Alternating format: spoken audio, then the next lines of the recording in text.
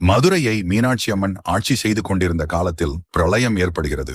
மதுரை முழுவதும் வெள்ளத்தால் சூழப்பட்டது. மீனாட்சி அம்மன் சொக்கநாதரிடம், இந்த வெள்ளத்தினால் மதுரையின் எல்லை சரியாக தெரியவில்லை, எனக்கு நீங்கள் உதவ வேண்டும் என்று வேண்டுகிறார். ஆதிசேஷனை சிவபெருமான் எல்லையை காட்ட பணிக்கிறார். மதுரையின் எல்லைகளாக மேற்கே திருவீடகமும், தெற்கே திருப்பரங்குன்றமும், வடக்கே திருமாலிருஞ்சோலையையும், கிழக்கிலே ஆதிசேஷனுடைய படத்தையும் வாளையும் ஒன்று சேர்த்து மீனாட்சி அம்மனுக்கு எல்லையை காட்டினார். அப்பொழுது பாம்பின் படமும் அதன் வாளும் ஒன்றையொன்று தொட்டு கொண்டு நின்ற இடம்தான் படப்புறம் எனப்பட்டது. இதுவே மருவி மடப்புறமாக ஆனது. பாம்பின் தலையையும் வாளையும் இறுக்கி கட்டியதால் விஷமானது வெளிவருகிறது. அந்த விஷத்தை அம்மன் உண்டு இங்கு மடப்புற காளியாக எழுந்தருளினாள். அங்குள்ள ஐயனார் அம்மனுக்கு தன் வாகனமாகிய குதிரையை தந்து அம்மனுக்கு நிழல் தந்து அடைக்கலமும் தந்தார். இதனால் அடைக்கலம் காத்த ஐயனார் என்று அவர் பெயர் பெற்றார்.